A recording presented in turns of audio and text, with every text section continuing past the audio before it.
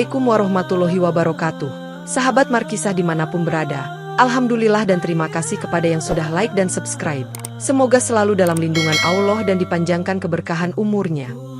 Sebelum menyimak kisahnya, sempatkanlah menulis sholawat kepada Nabi kita di kolom komentar, sebagai tanda penghormatan kita kepada beliau.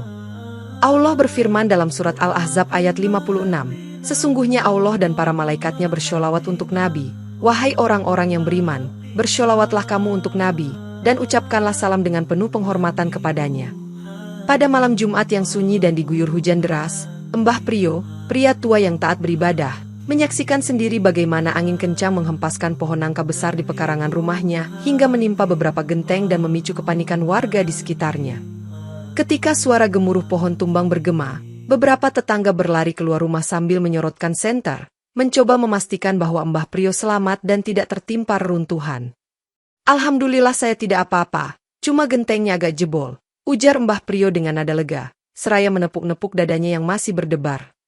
Sebuah firasat aneh muncul di benak para tetangga karena mereka merasa badai malam itu bukan badai biasa, namun tak ada yang berani berspekulasi lebih jauh. Meski demikian, Mbah Priyo menenangkan mereka dengan mengatakan bahwa segala sesuatu merupakan ketentuan Allah, dan ia akan berusaha memperbaiki kerusakan sesegera mungkin. Keesokan paginya, beberapa warga mulai berdatangan untuk membantu membersihkan sisa ranting pohon yang berserakan di halaman rumah Mbah Priyo. Saat menyingkirkan batang nangka yang sangat tebal, seorang warga berujar bahwa pohon itu seperti mengandung beban yang tidak biasa, seolah lebih berat daripada pohon seukurannya. Dalam hati kecil mereka, beberapa orang menduga mungkin ada hal gaib yang berkaitan dengan pohon tersebut. Namun tidak ada yang berani membahasnya secara terbuka karena khawatir menimbulkan ketakutan. Waktu berlalu, badai mereda dan langit mulai cerah, membuat Mbah Priyo bisa menilai seberapa parah kerusakan genteng serta menaksir sisa kayu nangka yang bisa dimanfaatkan. Malam berikutnya, Mbah Priyo melakukan sholat tahajud dan berdoa memohon petunjuk Allah, sambil menatap kayu nangka itu yang terbujur kaku di halamannya. Di pagi hari, setelah menunaikan sholat subuh, Mbah Priyo memeriksa sisa batang nangka yang masih utuh, kemudian memotongnya menjadi beberapa bagian besar dengan bantuan dua tetangganya. Kalau kayu ini dibiarkan begitu saja, sayang rasanya, lebih baik dimanfaatkan, tutur salah seorang tetangga, sambil menimbang ketebalan batang yang tampak bertekstur padat. Saat menggergaji di bagian tengah, mereka menemukan selapi semacam getah kental yang berwarna kecoklatan, membuat gerakan gergaji menjadi tersendat dan menimbulkan rasa penasaran. Menyadari keunikan kayu tersebut, Mbah Priyo memisahkan potongan batang paling besar, seraya berkata, barangkali ini bisa dibentuk menjadi sesuatu yang bermanfaat kelak. Tetua kampung yang kebetulan lewat mengingatkan bahwa pohon nangka tua seringkali menjadi tempat berdiam makhluk halus, meski ia sendiri tidak ingin memupuk cerita seram di tengah warga. Tidak gentar dengan dugaan tersebut, Mbah Priyo tetap berkeyakinan bahwa segala makhluk, termasuk jin, hanya patuh kepada kehendak Allah, sehingga ia tak merasa takut atau gentar. Walau begitu, beberapa tetangga mulai berbisik-bisik bahwa kayu nangka ini mungkin menyimpan rahasia yang harus ditangani dengan hati-hati agar tidak menimbulkan masalah. Kita doakan saja semoga tidak ada hal buruk yang mengikuti, ujar salah satu ibu-ibu sambil menggeleng, lalu buru-buru kembali ke rumahnya untuk mempersiapkan sarapan. Seiring matahari kian meninggi, Mbah Priyo memindahkan bongkahan terbesar ke bawah naungan atap teras, untuk mencegahnya terpapar hujan yang mungkin turun lagi sewaktu-waktu. Malam itu, sebelum tidur, Mbah Priyo kembali memanjatkan doa agar apapun yang terkandung dalam kayu tersebut, baik fisik maupun gaib, dapat dihadapi dengan izin Allah. Setelah memantapkan niat, Mbah Priyo memutuskan untuk mengukir kayu nangka yang sangat besar itu, meski ia sama sekali tidak memiliki latar belakang seni ukir karena selama ini hanya menjadi petani dan penggembala. Kalau dikerjakan dengan sungguh-sungguh, Allah pasti bukakan jalan, katanya meyakinkan seorang tetangga yang meragukan kemampuannya. Alat yang dipakai Mbah Priyo sederhana saja, terdiri dari pahat tumpul, palu kayu, dan pisau besar yang sering ia gunakan untuk memotong dahan, sehingga hasil awal ukirannya tampak kasar dan aneh. Beberapa warga yang melintas di depan rumah Mbah Priyo tertawa sambil berbisik-bisik, menganggap usahanya sebagai lelucon karena bentuk yang dihasilkan belum jelas wujudnya. Mbah Priyo, mau bikin apa ini? Kok bentuknya kayak binatang setengah rusak? Tanya seorang pemuda dengan nada mengejek, lalu pergi sambil terbahak. Mbah Priyo hanya diam menanggapi celaan tersebut, memilih untuk melanjutkan mengetuk-ngetuk pahatnya sambil berzikir pelan, berharap proses ini diberkahi meskipun hasilnya belum tampak indah. Di hari berikutnya, proses pemahatan terus berlangsung, namun warga semakin yakin bahwa Mbah Prio sedang membuang tenaga dan waktu tanpa hasil yang jelas. Muncul pula gosip bahwa Mbah Prio terlalu tua untuk belajar hal baru, sehingga mereka menilainya keras kepala dan tak mau mendengar saran orang lain. Walaupun cemoohan semakin keras, Mbah Prio tetap istiqomah, bahkan ia mulai bermimpi tentang sosok singa pada suatu malam, seolah memberinya petunjuk terhadap bentuk patung yang diinginkan. Esok paginya, ia berkata tegas pada dirinya sendiri, kalau Allah menghendaki, kayu ini akan menjadi patung singa. Lalu ia mulai memahat bagian kepala dengan lebih terarah. Dalam beberapa hari berikutnya, pahatan kayu nangka mulai menyerupai kepala singa meski masih tampak ganjil, karena proporsinya belum seimbang dan tekstur permukaannya kasar. Setiap kali Mbah Prio menghaluskan sudut atau menambah lekukan di bagian rahang patung, suara ketukan pahat bergema dan mengusik rasa penasaran beberapa warga. Kok kepalanya besar sebelah Mbak?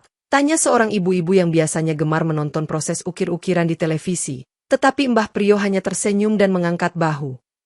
Mereka tidak tahu bahwa diam-diam, Mbah Prio sering berzikir dalam hati sambil mencoba menyeimbangkan bentuk, mengikuti potongan kayu yang tampak seperti menuntunnya sendiri.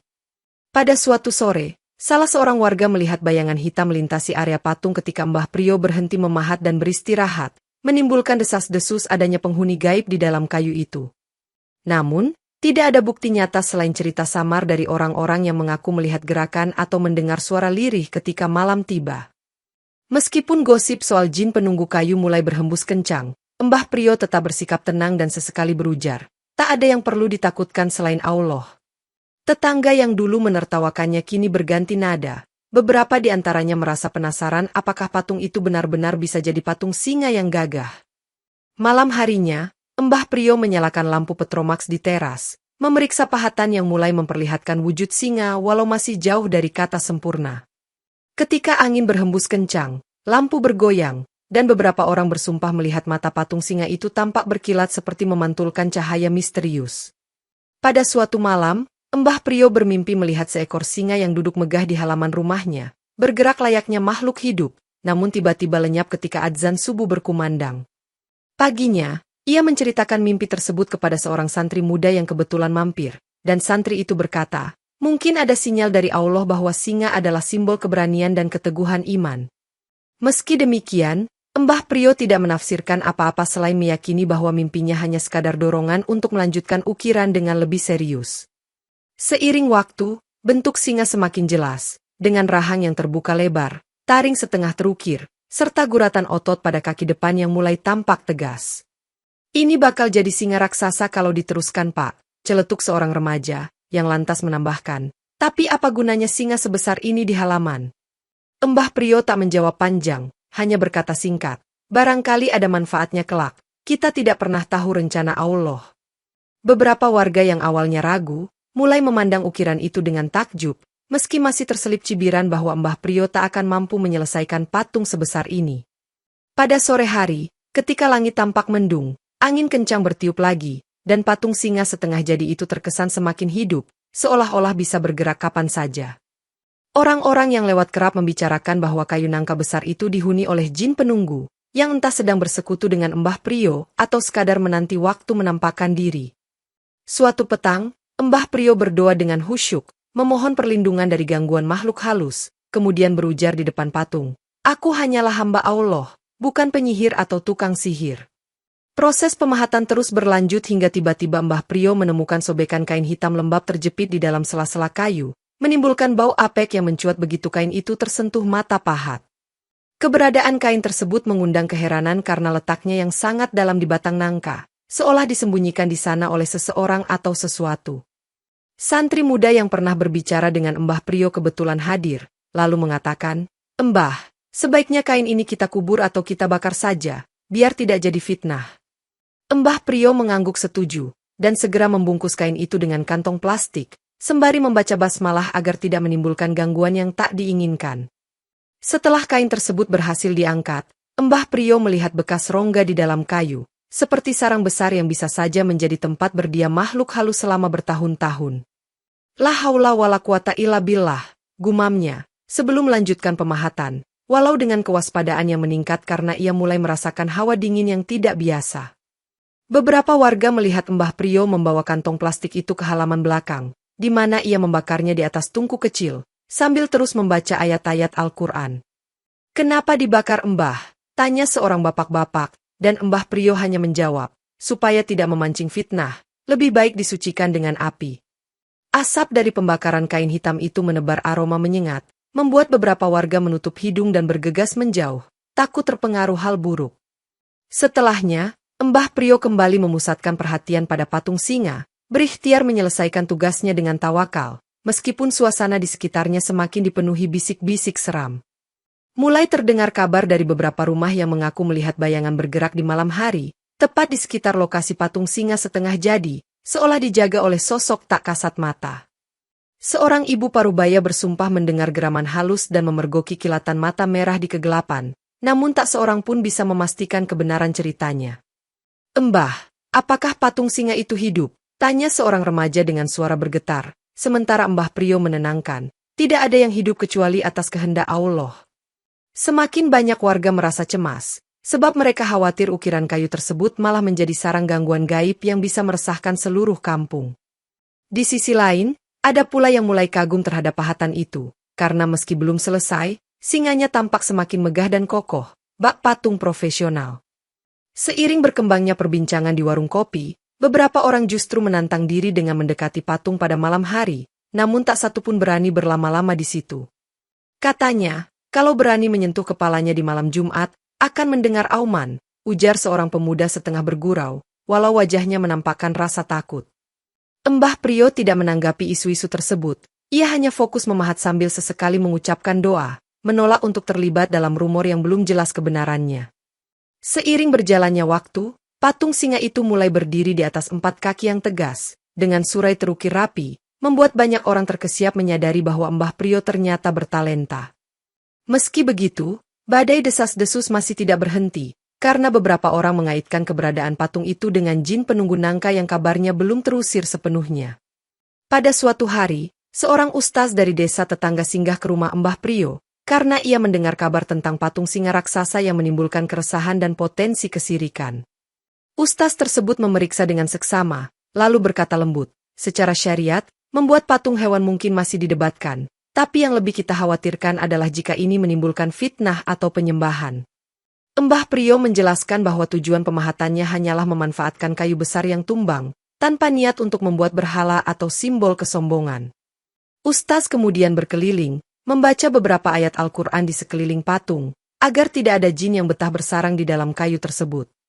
Setelah merapal doa, Ustaz itu berkata, "Aku merasakan keberadaan makhluk halus di sini. Tetapi dia tidak akan berani melawan kuasa Allah jika kita terus berzikir." Warga yang menyaksikan pun merasa agak lega, sekaligus semakin yakin bahwa memang ada entitas gaib di dalam patung nangka tersebut. "Teruskan saja pahatanmu, asal jangan dijadikan alat kesombongan, dan selalu ingat untuk memohon perlindungan kepada Allah," pesan Ustaz itu kepada Mbah Prio.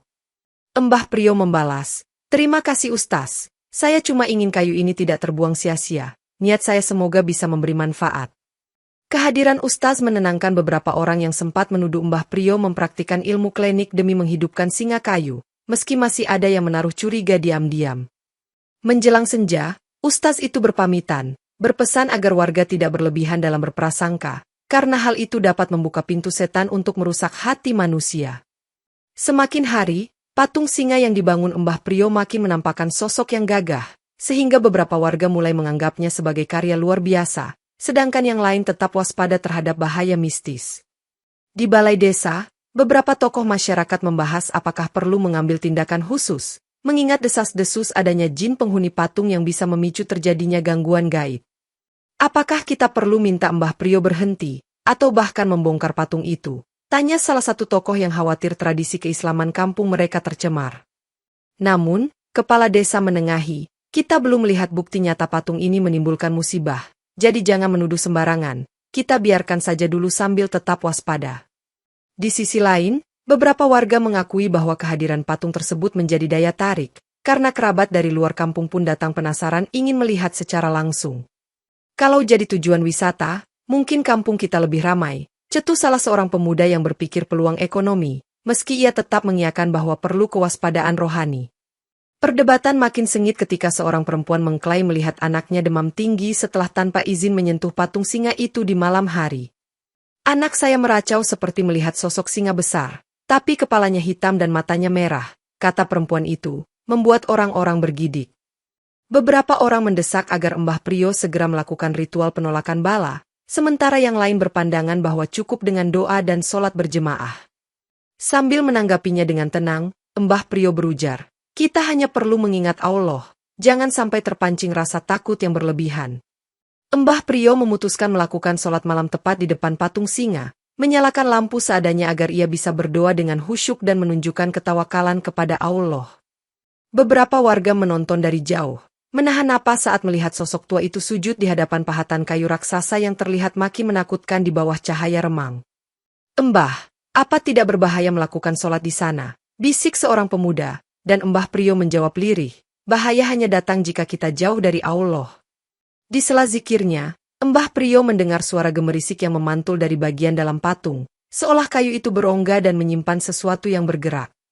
Ketika ia memperpanjang sujud, angin mendadak berhembus kencang, menggoyangkan lampu yang menimbulkan bayangan singa seakan hidup dan meronta. Beberapa saksi mata di kejauhan mengira Mbah Priyo sedang berbicara dengan patung, padahal ia hanya melantunkan ayat-ayat suci yang kian meresap ke dalam kalbu. "Hati-hati Mbah," teriak seseorang, namun Mbah Priyo tetap tenang, meyakini bahwa pertolongan Allah dekat bagi siapa yang memohon perlindungan. Di akhir sholat, Mbah Priyo bangkit lalu mengusapkan tangan ke wajah, menoleh ke arah warga, sambil berkata, "Tiada daya dan kekuatan selain dari Allah semata." Mereka yang menyaksikan pun terhenyak, karena tidak satupun gangguan nyata yang menimpa Mbah Priyo, seolah membuktikan bahwa iman memang pelindung terbaik.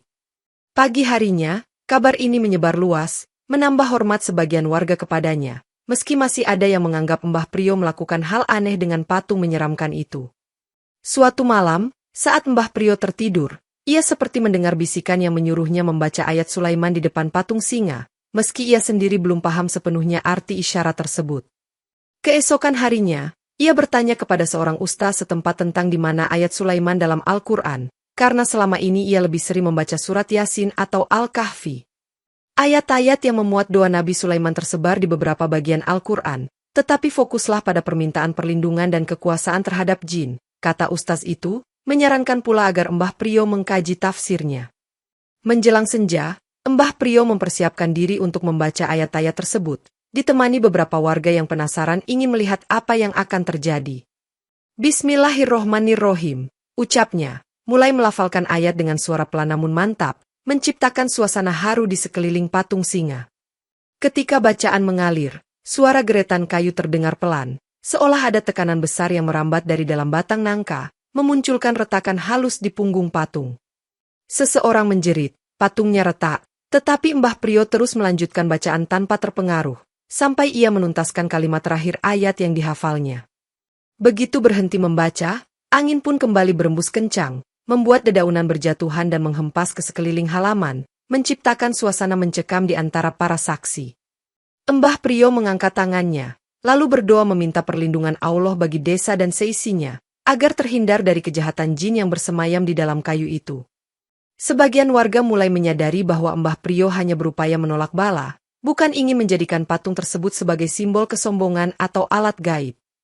Setelah peristiwa pembacaan ayat Sulaiman, beberapa warga yang sebelumnya menuduh Mbah Priyo bersekutu dengan setan berbalik memberikan rasa hormat, karena melihat kesungguhannya dalam memohon pertolongan Allah.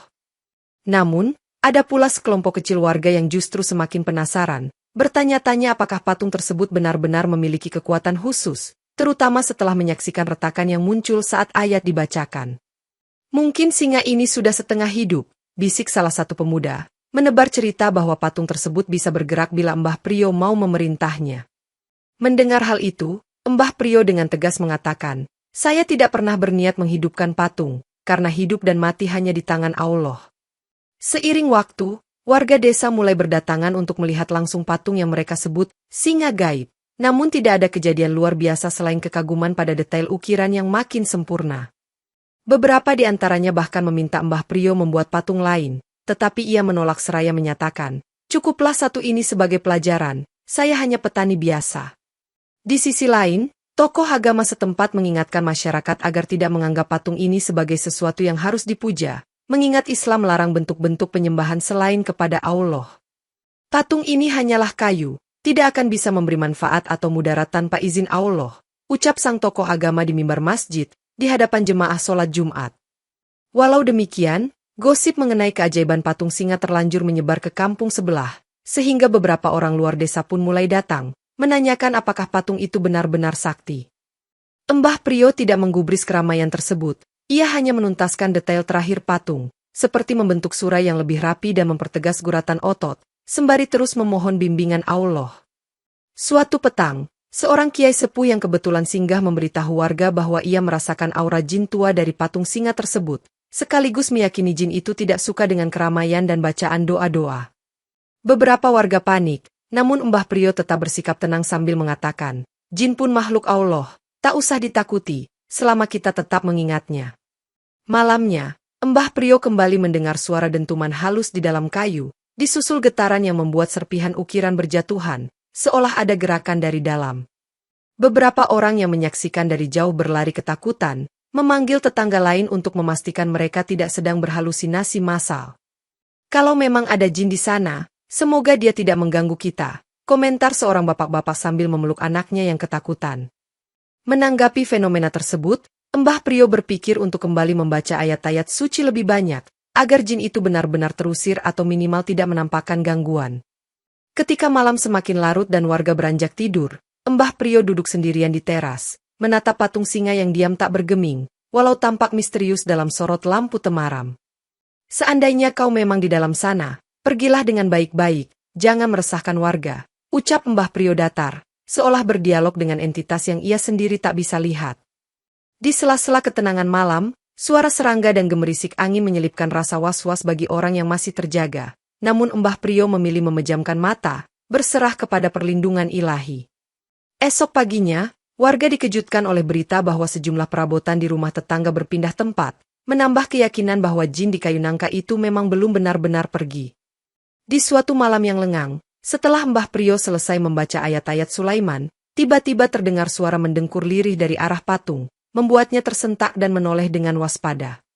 Dalam keremangan lampu minyak, sesosok bayangan yang menyerupai singa hitam muncul di hadapan Mbah Priyo, namun perlahan memudar dan berganti wujud menjadi siluet seorang pria tua berjubah lusuh. "Mengapa kau menggusur rumahku?" tanya sosok itu dengan nada berat, sementara Mbah Priyo menjawab tenang, "Bukan niatku mengusirmu. Aku hanya memanfaatkan kayu yang tumbang." Jin itu mendengus, lalu bersuara parau, "Selama ini aku berdiam di pohon nangka itu, tidak terusik manusia, sampai kau memahatnya dan membuat semua mata tertuju padanya." Mbah Priyo menegaskan bahwa ia tidak pernah bermaksud menimbulkan kegaduhan, sambil menambahkan, "Aku hanya hamba Allah yang memohon keridoannya dalam setiap perbuatan." Sosok jin tersebut menatap patung singa yang belum sepenuhnya rampung, kemudian berkata, "Bila kau tetap melanjutkan, aku tak bisa lagi bertahan di sini, tapi jangan salahkan aku bila terjadi hal buruk. Jika ada hal buruk, itu atas seizin Allah, bukan kuasamu," balas Mbah Priyo, lalu menutup percakapan dengan meneruskan bacaan ayat suci yang membuat sosok jin itu berangsur menepi. Beberapa warga yang mengintip dari sudut gelap halaman hanya melihat Mbah Priyo seorang diri, berbicara sambil sekali-sekali menoleh ke arah patung, tanpa melihat sosok gaib tersebut. Setelah kehadiran jin itu menghilang, Mbah Priyo memandang ke langit, mengucapkan hamdalah dan berharap kejadian malam itu menjadi pertanda segera berakhirnya kegelisahan di desanya. Namun, kabar tentang pertemuan gaib tersebut menyebar luas, membuat warga semakin yakin bahwa patung singa itu memang dihuni oleh makhluk tak kasat mata yang tak rela tempat tinggalnya terusik.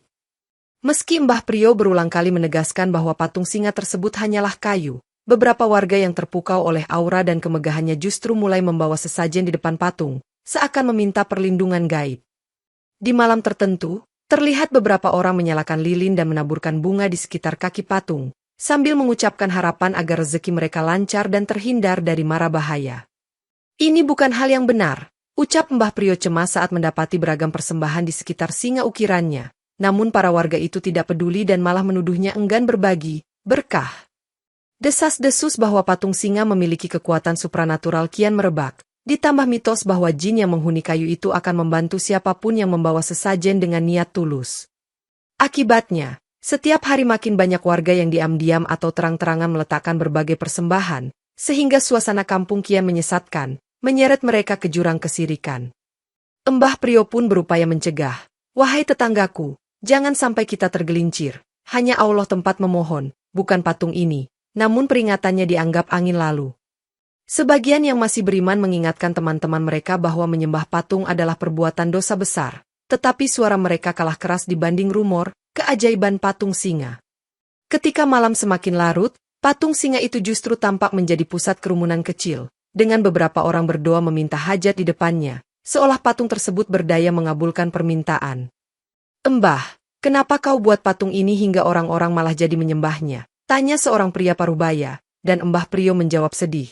Aku pun tak menyangka ini akan terjadi. Pagi harinya, Mbah Prio mulai merencanakan cara untuk menghentikan fenomena sesajen dan penyembahan tersebut, berharap Allah memberi petunjuk agar dosa syirik tidak merajalela di kampungnya. Tak lama setelah warga mulai menyembah patung, datanglah sebuah wabah misterius yang membuat banyak orang terserang demam tinggi dan pingsan tanpa gejala yang dapat dijelaskan secara medis.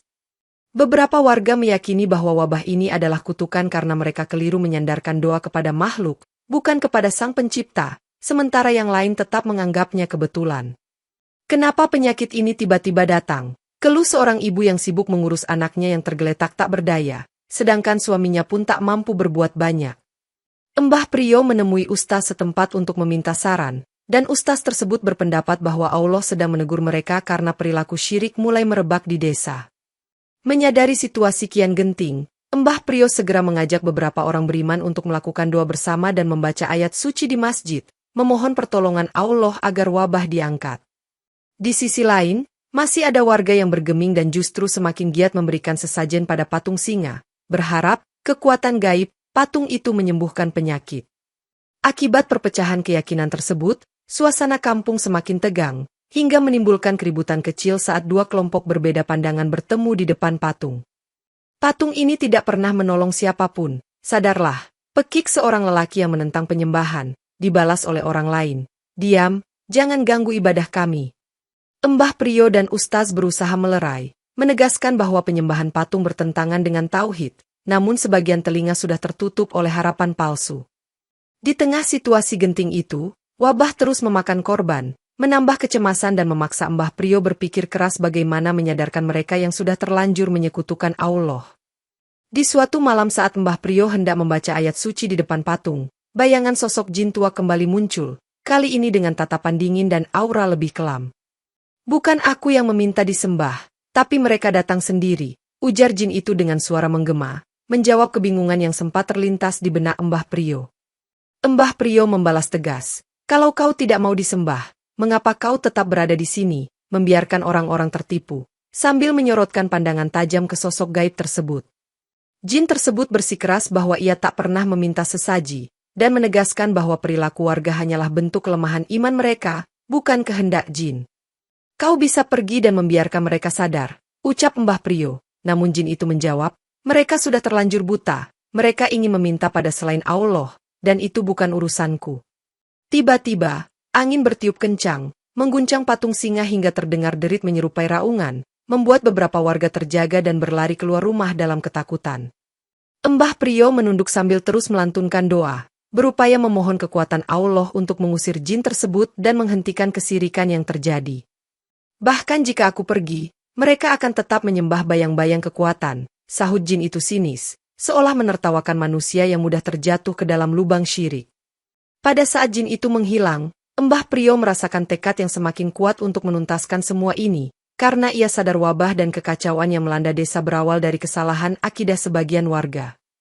Mbah Prio pun segera memanggil beberapa tokoh beriman yang sepemikiran, berencana menggelar doa kolektif agar Allah membuka pintu hidayah bagi mereka yang tersesat.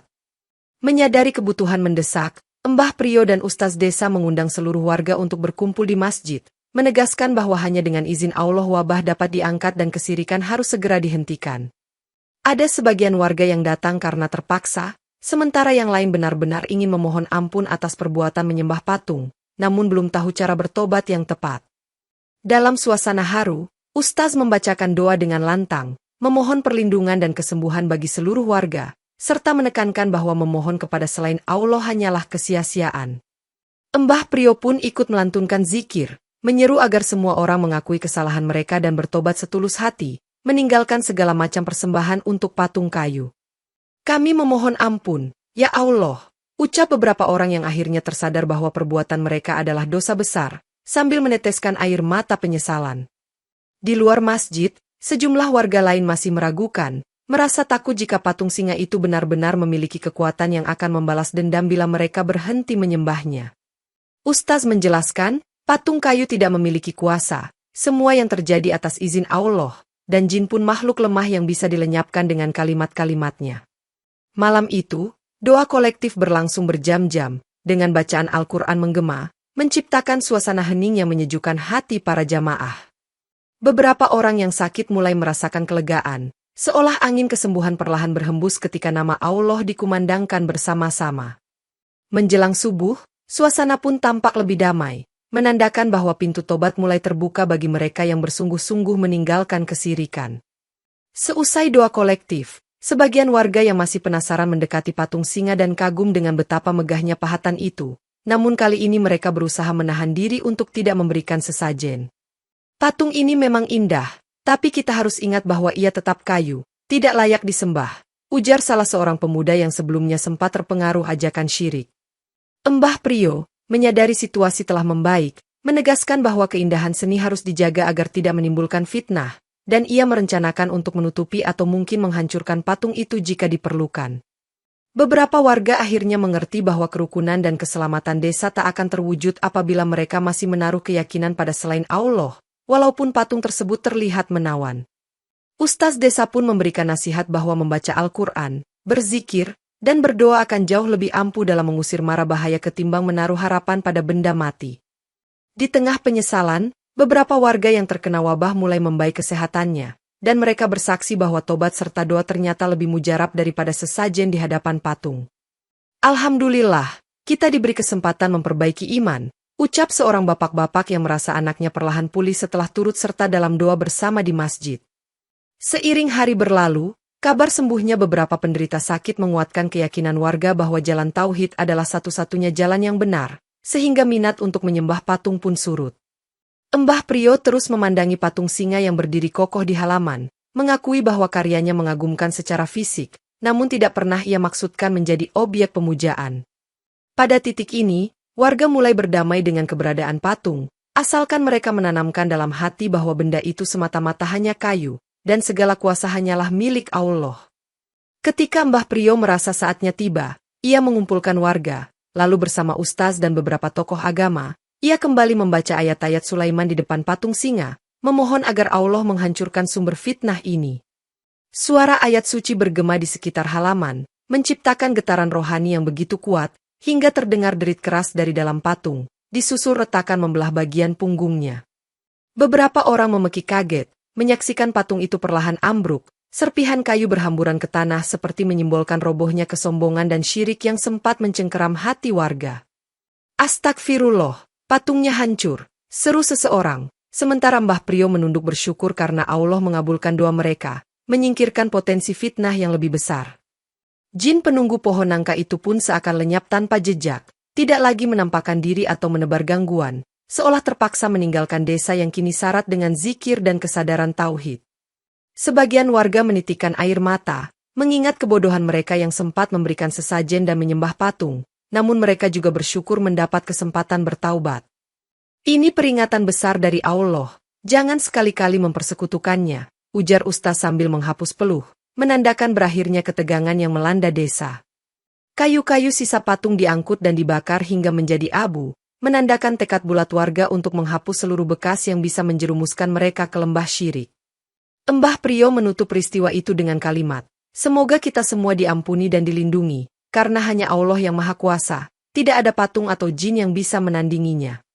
Sejak hari itu, desa kembali tenang, wabah misterius pun sirna, dan kisah tentang Mbah Prio serta patung singa raksasanya menjadi pelajaran berharga yang diwariskan dari generasi ke generasi, bahwa hanya Allah lah yang layak disembah.